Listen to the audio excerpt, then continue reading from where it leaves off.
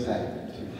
It's not just a fire, but it's a holy fire. That makes all the difference for me to keep love at the center of it. I want to just begin by saluting New York Theology of Improvisation, Micah Institute.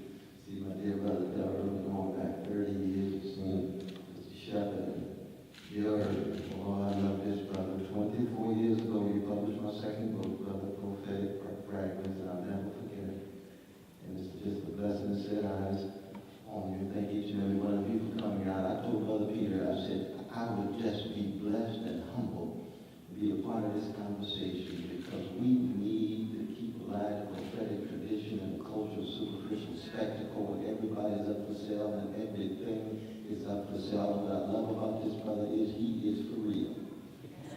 He is for real. By for real, what I mean is somebody who's willing to tell the truth and pay a price, bear a burden, cut against the grain, regardless of consequences. Jane Austen called constancy, or what I call integrity, not perfection, but integrity.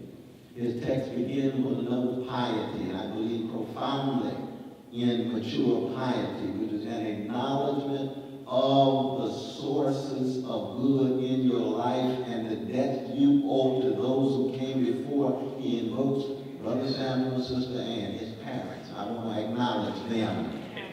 And beloved Vicksburg, Mississippi.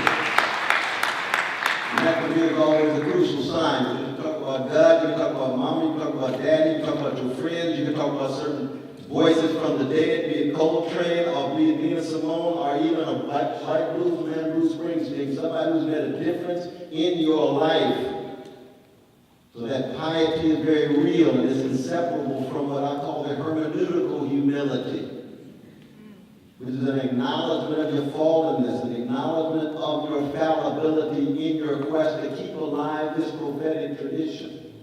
So there's not a moment of arrogance in the text. That's rare these days among academicians who are so obsessed with their careers and gaining access to high visibility that they lose sight of the larger truth that ought to humble each and every one of us. So we preserve our sense of awe and wonder and curiosity as we make our hints and guesses and gestures in the darkness, keeping alive the focus on the precious and priceless poor and working people, not just in New York, but in every city around the nation.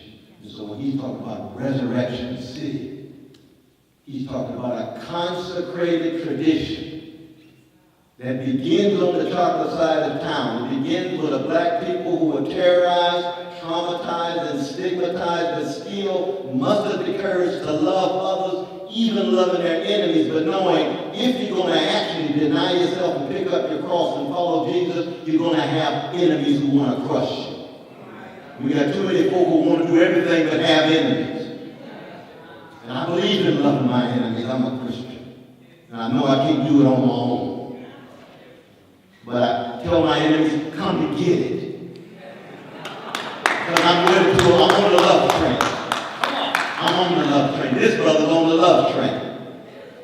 And we need folk who love justice enough, love their neighbor enough, love truth enough, and love your enemies enough to bear witness so that theology is not just a discourse, but it's a moment in the way of life, and that's what it means to be a jazz man, a jazz woman. When Coltrane not just plays the Love Supreme, but the Father, Son, and Holy Ghost, the first moment of that 5 Suite of meditation that he did November 1965. I see Brother Heltzel there. Love you, brother. Been to jail together, so I got one that he's putting his whole self on the line, but it's tremendous discipline. It's a mastery of craft that allows him to be improvisational. So to invoke the tradition of jazz, consecrated by the people who decided to pursue a love supreme, given institutionalized hate coming at you for over 400 years. That's serious business. Serious business. And to have my blues brother on the vanilla side of town